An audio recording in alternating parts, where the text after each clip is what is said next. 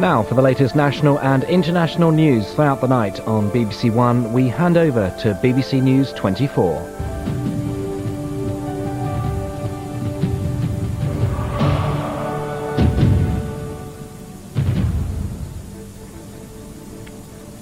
This is BBC News. In America, wildfires are continuing to sweep across the state of Florida, forcing 35,000 people to flee their homes. They've brought traffic chaos to some areas as major highways have had to close. The forest fires have been out of control since the end of May, and firefighters have appealed for more equipment as they struggle to defend the cities of Daytona Beach and nearby Ormond Beach from the encroaching flames. This is the force of Mother Nature that man can't match. For more than a week now, wildfires have burnt out of control in the forest near Ormond Beach in Florida. The fires continue to rage, destroying anything and everything in their path. Firefighters are working round the clock and are pushed to the limit. They say they don't have enough equipment or manpower to keep the flames at bay. Area water bombing has had little effect. The area has been choked by thick smoke, making driving impossible. More than 125 miles of motorway have been closed off, and police have set up roadblocks to keep the drivers off the roads. The fires are within 25 miles of Orlando. The country's most popular tourist attraction, Walt Disney World, is nearby. But Florida is known as a sunshine state, and tourists are not happy about their visit being ruined by fires. For many, this week was a bad time for the fires to strike. It has meant the postponement of the first night of the Daytona International Speedway race. We wanted to see the race. But then when I arrived and we seen all the smoke and the fires all the way from Jacksonville, I said something's wrong. The closer we got, the more the fire intensity got. Last night we got evacuated from the place we were staying. The flames have left nothing untouched. Rebuilding will be a massive task, and things are likely to get worse, with forecasters predicting scorching temperatures coupled with humidity and strong winds. Parminder Sandhu, BBC News. The new Hong Kong airport has been officially opened by the Chinese President Jiang Zemin, and it's already had its first VIP visitor, President Bill Clinton. Bill Clinton became the first serving American president to visit Hong Kong today, and the first passenger to fly into the city's new airport. He was welcomed on a tarmac that was, until 10 years ago, still ocean. The airport was born with a bang. They got rid of a mountain because of Hong Kong's lack of flat space, and then made a brand new island. The biggest land reclamation in history, the airport is the largest civil engineering project ever. The terminal is visible from space. And since Hong Kong is within 5 hours flight of half of humanity, it had to be big enough to accommodate 80 million passengers a year. If I try and think of airports you might know, Terminal 1, Terminal 2, 3 and 4 at Heathrow, if you put all those together and then add 40%, you have this building. It's under one roof. You could put Soho inside this building. You could put the Wembley Stadium in the baggage hall. If the building of Hong Kong's new airport is an historic feat of civil engineering, then landing at the old one was a daily act of aviation daring. Kai Tak Airport closes on the 5th of July, and plane spotting will never be the same again. Will you miss Kai Tak Airport? Will you miss these kind of landings? Yes, of course, although many people believe that it is quite dangerous for the plane to come here, and very noisy, as you can see here right now. You couldn't hear what I said. But actually, it has been with Hong Kong for so many years, and it is one of the proof of Hong Kong's success for the past 100 years. Flying into the midst of a densely populated city was always a white-knuckle ride, even for experienced pilots. Not all of them made it. Those who have landed at Kai Tak Airport will never forget the experience, nor will those who lived underneath the flight path. Matt Fry, BBC News, Hong Kong. Well, let's move on to sport now, and it was another rest day at the World Cup finals on Thursday, but plenty of talking points from France, not least of which has been the first rumours of drug abuse at France '98. FIFA have issued an emphatic denial of stories that at least one Argentina player had tested positive. Meanwhile, it's been announced that a number of former French and German World Cup stars are to take part in a benefit match for the policeman who was almost beaten to death by German hooligans prior to a match earlier in the tournament. The victim is still in a coma, although he has made a slight improvement this week. The presidents of both the German and French football associations want the game to represent the fight to stop hooliganism connected to football. Franz Beckenbauer, Karl-Heinz Rummenigge of Germany and Jean Tijana and Patrick Battisson from France are among those who have said that they will play. Well, Mexico's World Cup squad, which narrowly lost their second-round match to Germany on Monday, arrived home to a hero's welcome on Thursday. Thousands of supporters turned out at Mexico City's major airport in a demonstration of pride and affection for their team, who twice fought back from 2 goals down to qualify for the first-round Group E before going down 2-1 to the Germans. Some of the players have stayed behind to support Argentina and Brazil in the quarter-finals. Well, let's get away from the World Cup for a while and news from the tennis championships at Wimbledon, where this year's women's singles final will be between Natalie Tauzier of France and Jana Novotná from the Czech Republic. Novotná, who's the third seed, gained revenge for her defeat in last year's final by beating the top seed and defending champion Martina Hingis in straight sets. It'll be Novotná's third Wimbledon final. For Tauzier, it'll be her first appearance in a Grand Slam final. The 16th seed fought back from a set down to beat the last remaining non-seed in the championship, Natasha Zvereva. The final will be on Saturday. South Africa are in a strong position at the end of the opening day's play in the third cricket test against England at Old Trafford in Manchester. Batting first after winning the toss, South Africa ended the day on 237 for 1, with Jacques Kallis 117 not out and opener Gary Kirsten on 98. The day's only wicket fell with the score at 25 in the 9th over when Darren Gough clean bowled Jerry Liebenberg. But since then, Kirsten and Kallis have added 212 for the second wicket. The authorities in the Greek capital Athens are taking special measures to cope with a heat wave which has caused air pollution to rise to dangerous levels. More than 100 people have been admitted to hospital, and the authorities have set up air-conditioned rooms for the elderly and those with breathing problems. Athens by day, a picture postcard safe for the heavy cover of smog. High temperatures and a lack of wind have combined to elevate pollution levels, and the forecasters say it'll get worse. With temperatures already hovering at 40 degrees Celsius, hospitals are on full alert. More than 100 people have been treated for heat exhaustion. But it's the elderly and those with respiratory problems who are most at risk, and for them the authorities have set up special facilities. They've also opened up state-run beaches and campsites, so those who can are en route to these havens of relatively clean air. But therein lies the irony. Traffic is a major factor in creating the dangerous levels of pollution, and as tens of thousands of Athenians head for the sea, the resulting logjams only serve to worsen the situation. For those who've decided to stay put, hand power appears to be the best option. Already there have been a number of power cuts as air conditioners overload the electricity grid. But whatever short-term solution people may find, Athens is annually plagued by the choking fog, and it appears that a lasting solution remains elusive. Demetha Luthra, BBC News. Well, back to football, sort of, because spectators lucky enough to have tickets for the World Cup final on Saturday week have a treat in store.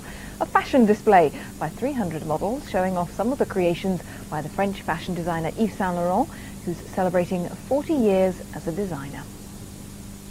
The teams are picked, the stars are ready to perform, the moves have been practiced. After 5 weeks of fierce World Cup competition, France's new stadium will be a cauldron of excitement, style and thrills. All that and a football match too. At Yves Saint Laurent headquarters, a few kilometres from the stadium, the selectors have been choosing those who'll take part in a warm-up fashion show that should leave the 80,000 spectators in a distinctly positive frame of mind. That's the organisers' goal anyway.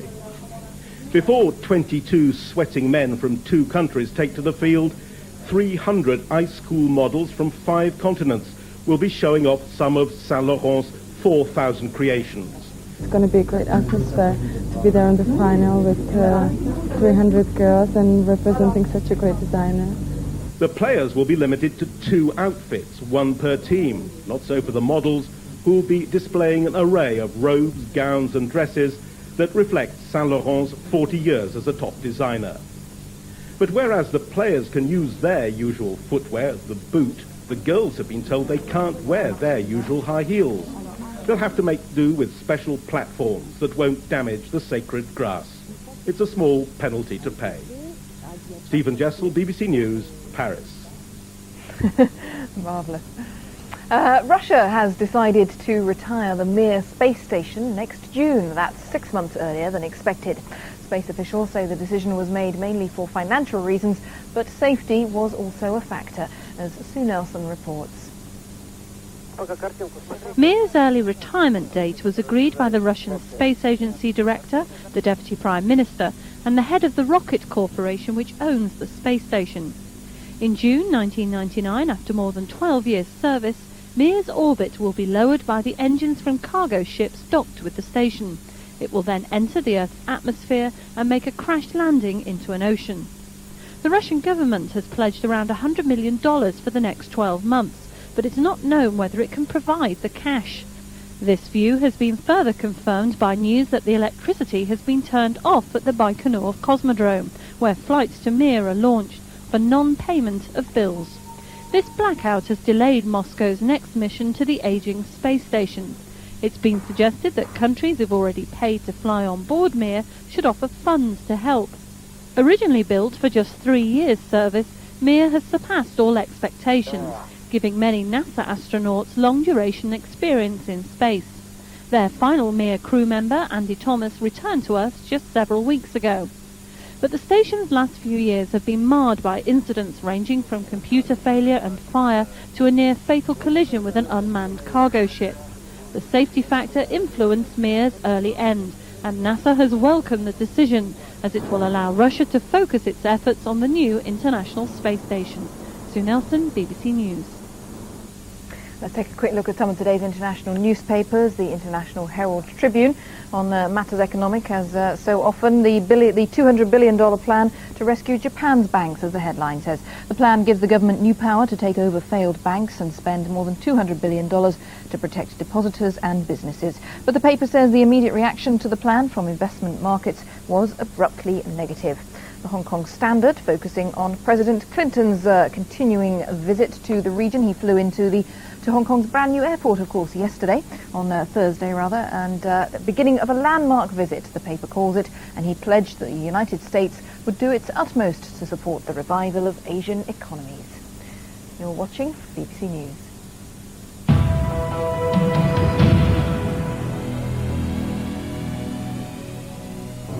Hello again. Well, indeed, we're seeing a fair amount of cloud around today, as we did yesterday. Now, some of that cloud in the north and west of Scotland is going to produce some drizzle. In the southeast of Scotland and the northeast of England, we've got some showery rain. But elsewhere, generally dry and bright, with the best of the brightness through the south and also the west. Now, as we go through the course of the afternoon, the showery rain moves southwards, and behind it, we're seeing a much brighter prospect. Variable amounts of cloud, some sunny intervals, or some lovely sunshine. A much brighter prospect indeed through southern and eastern parts of Scotland, but it is going to be windy in the far north of Scotland. So where we've got the breaks in the cloud and the sunny spells, that's where we're seeing the mildest of the temperatures. 23 degrees Celsius is 73 Fahrenheit, and if you're out in it, it will feel quite warm. So do make sure you put on plenty high-factor sun cream. As we sink further south, temperatures a bit cooler, 19 degrees Celsius around the Isle of Wight. Sea temperatures, though, I'm afraid that is still a bit on the chilly side for me. We're looking at best 15 degrees Celsius around the Channel Isles and indeed through the Bristol Channel itself. Now, Wimbledon continues today, and there is a 10% chance of a shower or two later on. But for the rest of the weekend, Saturday and Sunday, generally dry with some sunny intervals and getting hotter, 24 degrees Celsius. So again, keep that sun cream close to hand, and don't forget your shades and also your hat. Henley continues as well this weekend. Like Wimbledon, there's a 10% risk of a shower later on, but through Saturday and Sunday, heating up nicely with some sunny intervals and highs of 24.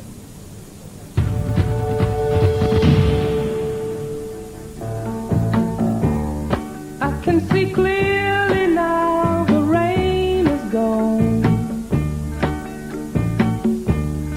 I can see all obstacles in my way.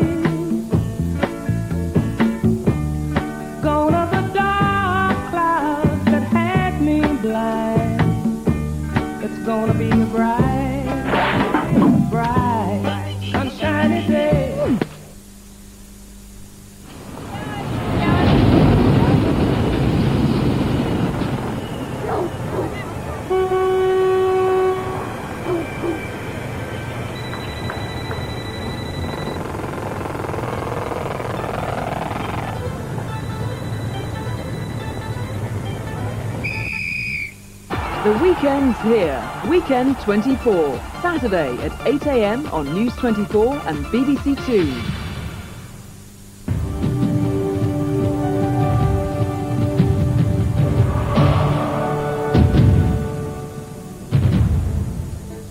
Hello, good morning from BBC News 24. I'm Jane Hill. These are the headlines at just coming up to 1:30.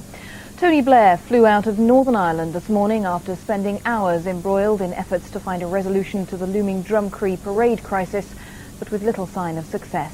The Prime Minister held talks with the first and second ministers of the new Northern Irish Assembly, and also Sinn Féin's Gerry Adams.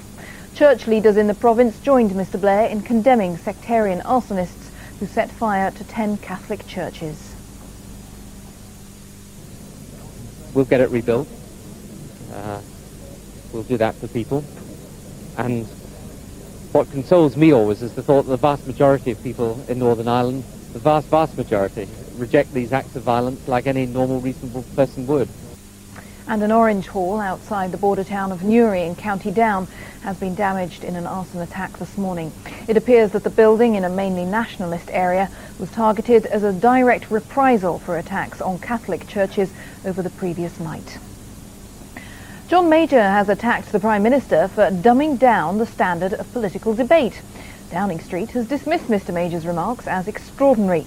In a speech in London, the former Conservative Prime Minister accused Tony Blair of taking political discussion to the sofas of TV chat shows rather than the debating chambers of Parliament.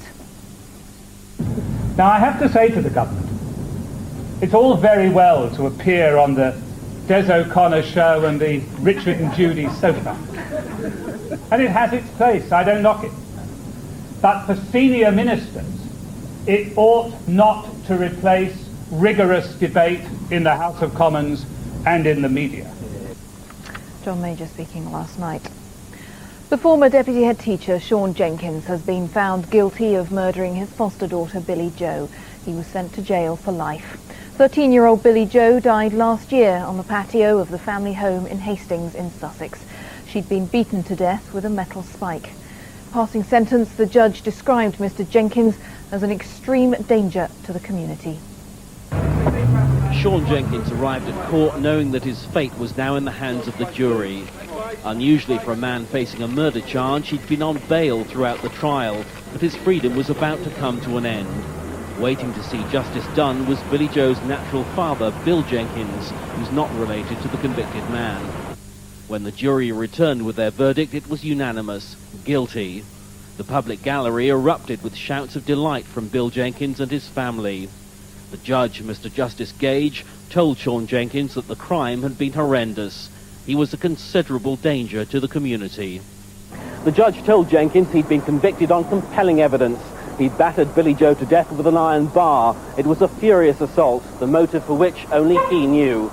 As he passed a sentence of life imprisonment, there were more cheers from the public gallery. From the start, Sean Jenkins had acted out the role of the grieving father. Just 3 days after the murder, his wife Lois by his side, he faced the media. As a family, we are totally devastated. We do not understand why our daughter has been murdered or what the motive could possibly be. She was a very perceptive young woman who enjoyed life to the full. But it was a life that he cut short. Billy Jo, who'd been with the family for nearly 5 years, was earning extra pocket money by painting the patio doors at the rear of the house. She was beaten to death with a metal tent spike. The violence of the attack left spots of blood on Sean Jenkins' clothing, damning evidence against him. I don't know what the motive was, and probably we will never know. There is evidence that Sean Jenkins was somebody who could resort to physical assault if he got stressed or angry. And my personal view is that that is what has happened here. He's become stressed or angry about something, and we can only guess at what that might be, and that he has just lost it on this occasion.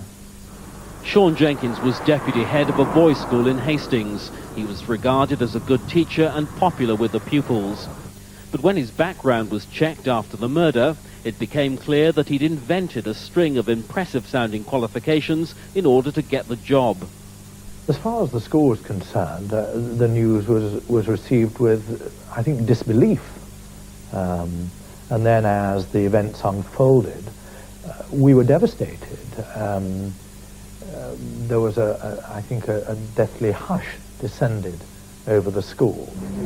Outside the court, Billy Joe's natural father expressed his satisfaction with the verdict. It's justice been done. Let him get out of this one. And so Sean Jenkins was driven away to begin his life sentence for murder. He'd offered Billy Joe a brighter future, but her trust in him was betrayed, her life destroyed for a reason that can still only be guessed at. Peter Gould, BBC News, Lewis Crown Court. The National Health Service is to be given a new look and better facilities under plans announced by Tony Blair. The Prime Minister told a conference marking the 50th anniversary of the NHS that a modernisation fund is to be set up to provide new technology and equipment and reduce waiting lists. The Conservatives say the government isn't providing any new money. With an appropriately high-tech backdrop, the Prime Minister set out his vision for the NHS. There will be extra cash, although he gave no figures, and there'll be a new fund to help modernise the service. The new funding settlement for the long term will come, however, at a price. And that price is the change necessary to make the money work. It is, if you like, a contract to renew the NHS. Investment for reform, money for modernisation. What we're trying to do, and we've been funded through the NHS. The Prime Minister wants to see more use of such things like video link-ups between doctors, surgeries and patients, and 24-hour access to health advice using the information superhighway. But many in the service point out technology can't solve all the NHS's problems. Here at the Queen's Medical Centre in Nottingham, staff have cut the numbers waiting for surgery dramatically. However, to reduce them further, they'll need extra staff and buildings. We need to address issues like capacity. This hospital's very efficient. We don't have a lot of spare operating capacity or bed capacity within the hospital. The latest party game amongst conference goers is guessing the amount extra the government will give the service. £8 billion over 3 years would roughly match the Tories' record. £10 billion would be more. The delegates here warmed to Mr Blair's clear passion for the NHS, and they liked his challenge to modernise the service. However, many are holding back from full-blooded support, waiting to see exactly how much extra cash the service gets in the next few weeks. Richard Hannaford, BBC News, at the NHS 50th anniversary conference in central London. A brewing giant is recalling millions of cans and bottles of lager. It follows a production fault at the Bass Brewery in Birmingham, which left some drinks contaminated by coolant fluid. The alarm was raised when 17 customers complained about an unpleasant taste in their drinks. The affected products include cans of Carling Lager and Caffrey's Ale. Bass says they could be harmful if consumed in excessive quantities. Doctors are looking at new ways to stop children who were the victims of abuse becoming sex offenders themselves. Recent research indicates the average age of young abusers has fallen from 16 to 12. Our social affairs correspondent Alison Holt has been given exclusive access to one of the few centres specialising in the new method. The Home Office Minister Alan Michael is about to meet a young man who 4 years ago was considered dangerous to children, even though he was no more than a child himself. Staff at the Young Abusers Project in London have seen nearly 200 children. All have the potential to be tomorrow's vicious sex offenders. The Minister's hearing firsthand what can be done to prevent that. Tim began to sexually abuse other children at the age of 8, but people ignored what he was doing until it was extremely serious. He was 14 before he finally got help. The state I was sort of then, sort of abusing all these people, I think it would have all continued. I think I'd be locked up, definitely. Tim was abused himself, but now understands he in turn was hurting others. With intensive counselling and support, he says he stopped having those feelings and now leads a normal life. We're not talking about childish experimentation here. The children who are seen in these rooms have serious problems, yet there are only a handful of places offering this sort of treatment. Increasingly, those working in the field believe we're missing a key opportunity to prevent these troubled youngsters turning into tomorrow's abusive adults. There's a fat file for each child that the project sees. The average age of the children is 12, but the youngest is 6. Their stories are disturbingly similar. Really worrying case. Look how big the file is. The young abusers are usually well known to the authorities. 91% have suffered abuse themselves, either sexual, physical or emotional. The team believes it's vital to act early, but most people are reluctant to accept what the child is doing.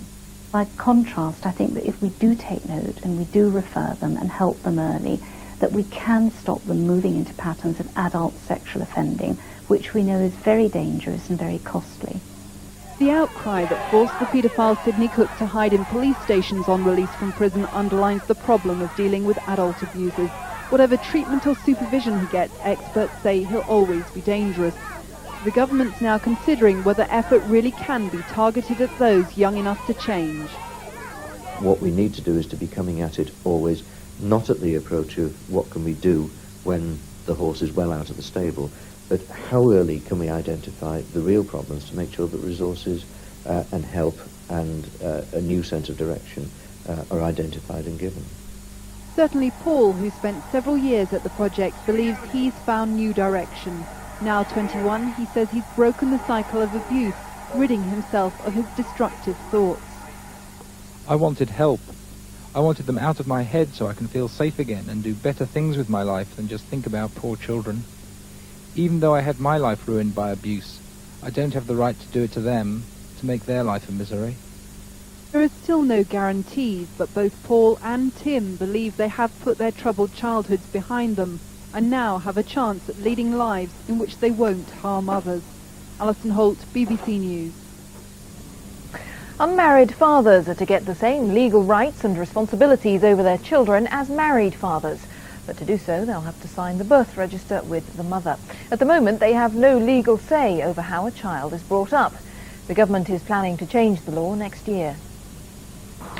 Mark Griffiths registers the birth of his first child this afternoon.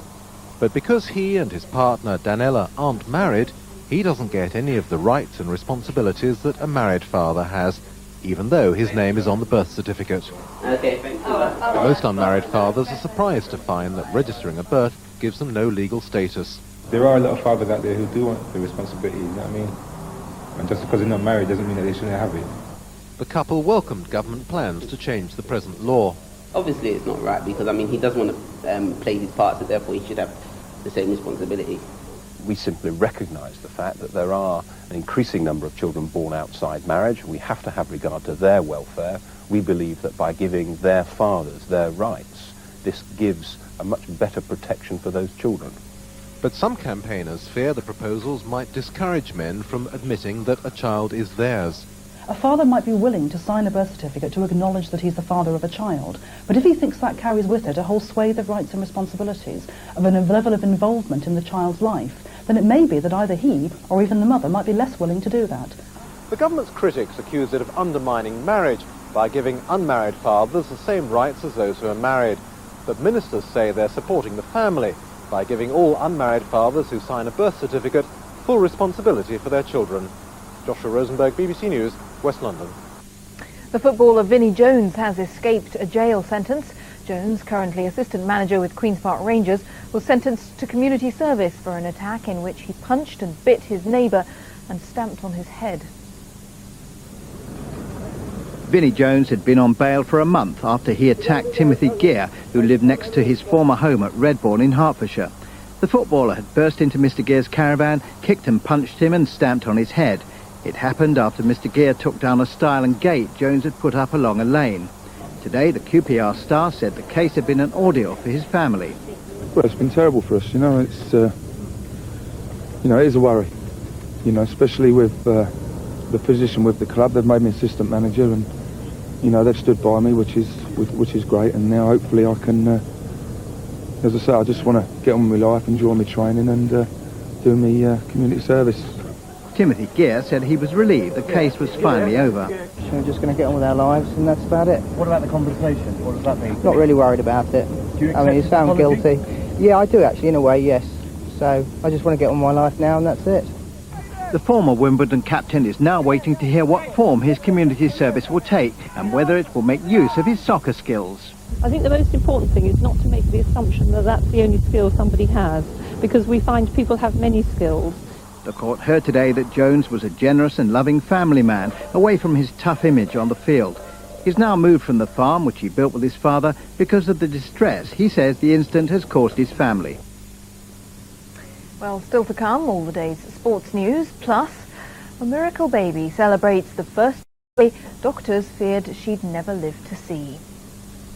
That's still to come here on News 24.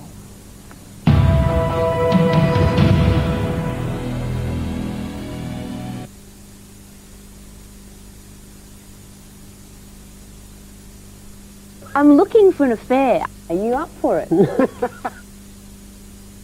I feel very attacked today. I didn't mean to attack you.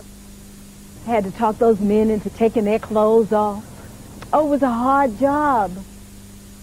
For peace, you need time. You need time. The next film that I made, I do the full Monty from the front. I wanted children, and this is how. I thought I could get them. Hard Talk, today at 3:30 on BBC News 24 and BBC One.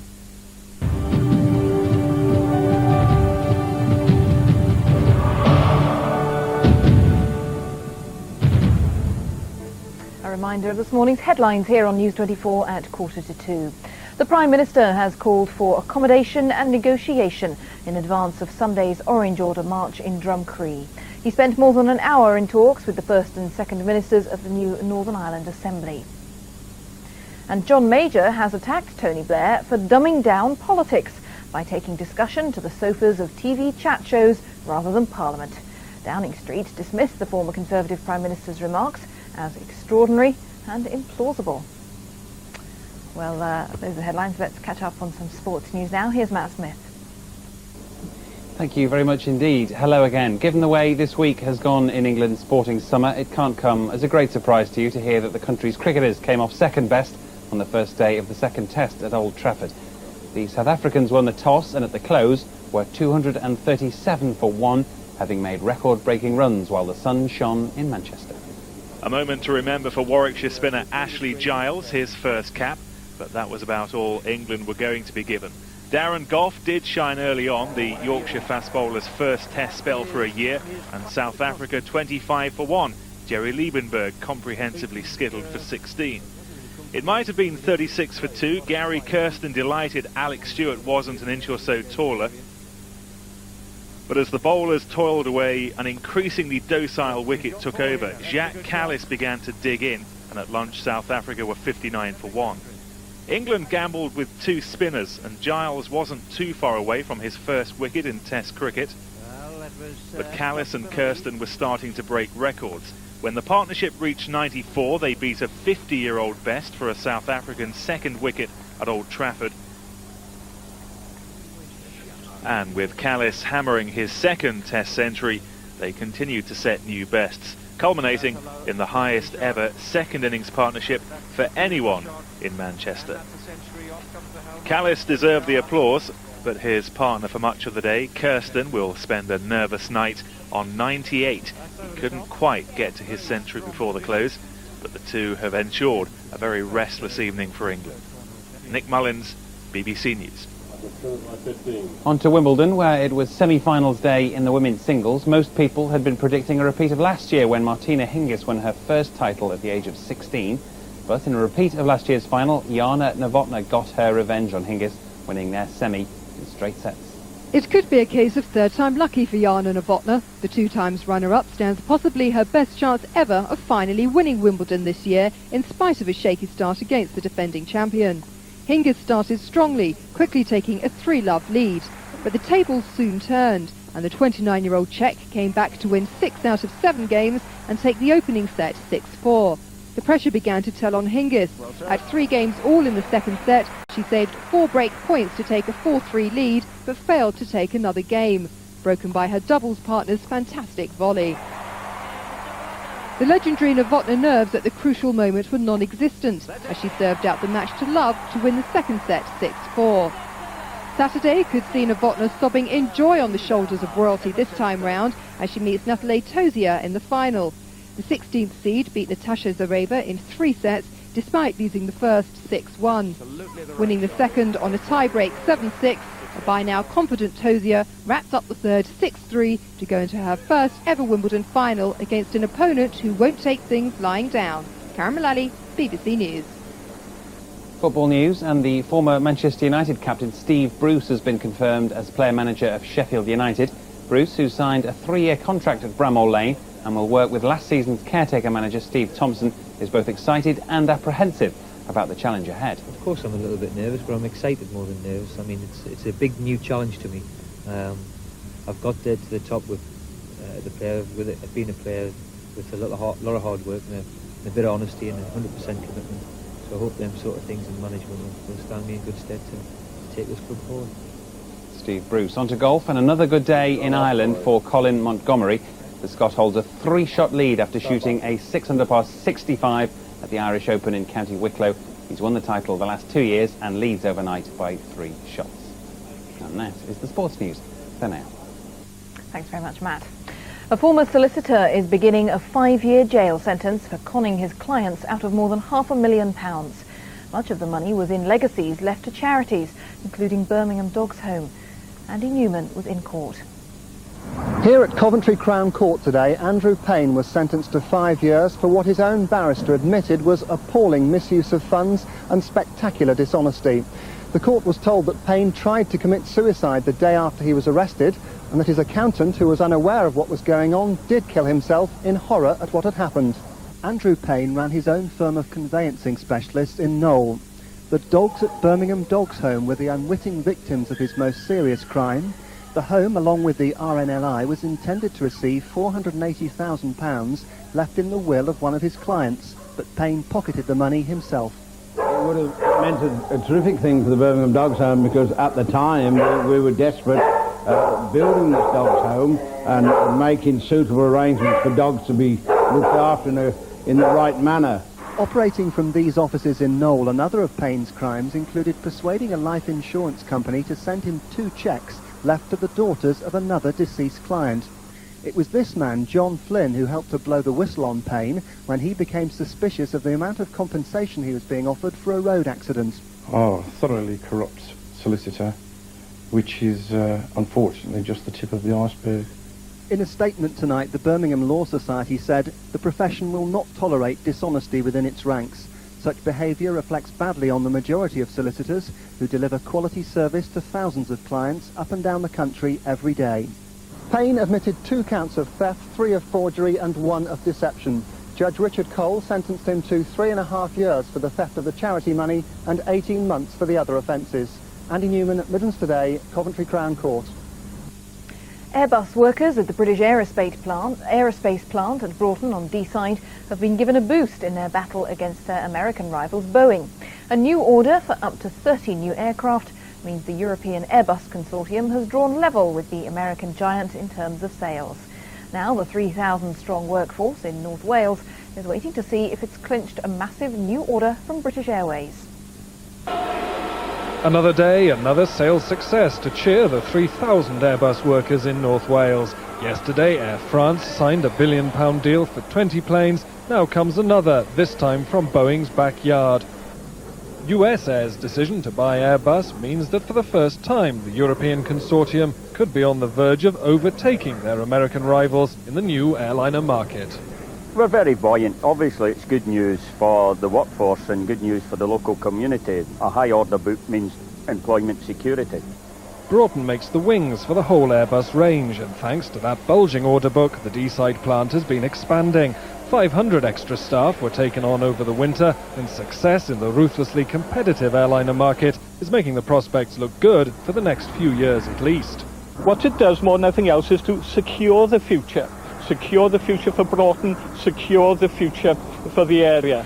Now there's an even bigger prize on the horizon. British Airways is in the market for up to 100 new planes. Their board meets tomorrow amid speculation that BA will break the habit of a lifetime and choose Airbus planes instead of Boeing ones.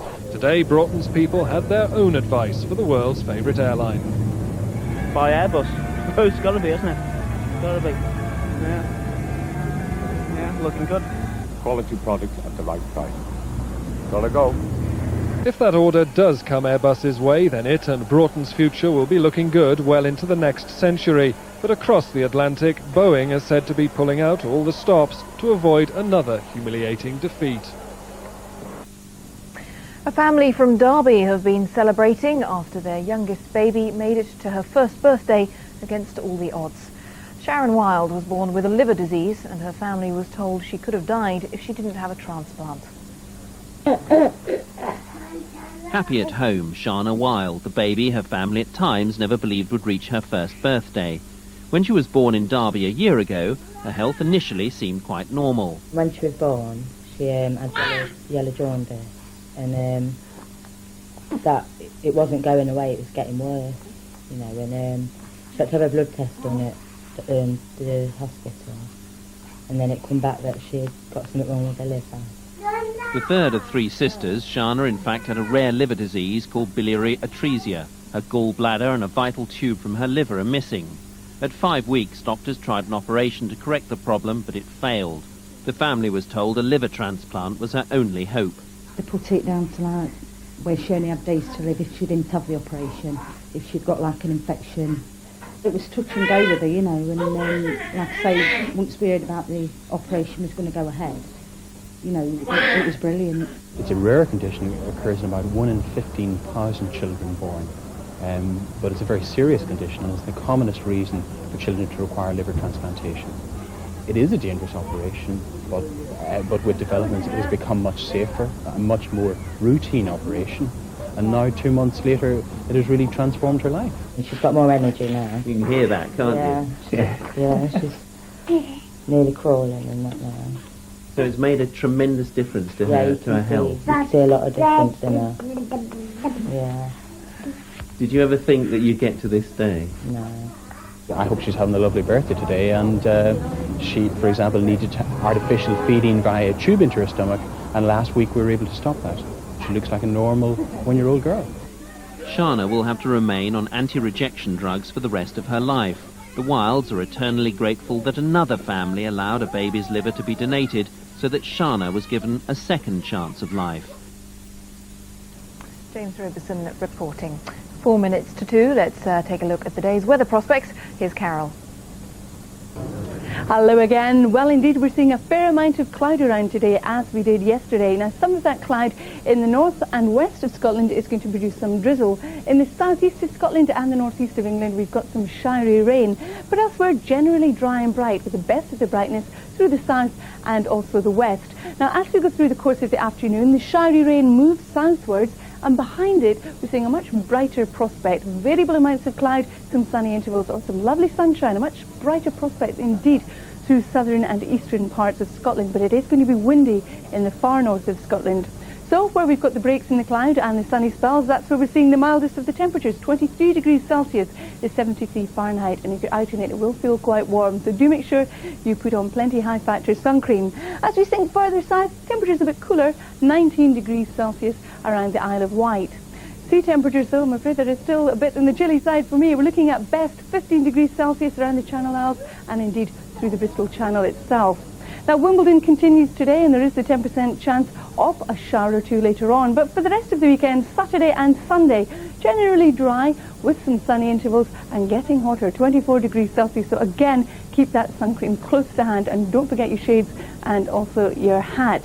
Henley continues as well this weekend. Like Wimbledon, there's a 10% risk of a shower later on, but through Saturday and Sunday, heating up nicely with some sunny intervals and highs of 24. From the country that brought you O.J. Simpson come tales of intrigue, drama and deceit, tense courtroom drama, unsolved crimes, tough guys, even tougher girls, corruption, cool car chases and political scandal. United States of America stars in USA Direct. The truth is more interesting than fiction, showing on a screen near you Monday to Saturday at 5:30 on News 24 and BBC One. A face in the crowd. There was nothing special about her. A twist of fate. I'm certainly not the same person I was before.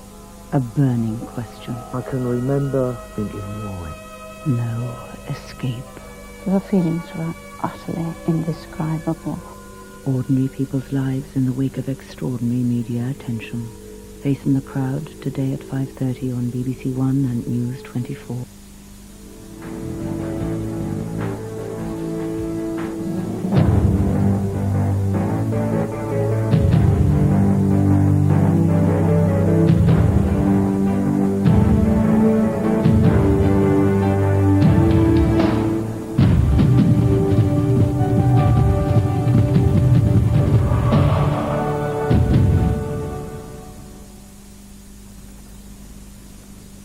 The United Nations says Nigeria has agreed to release all its political prisoners.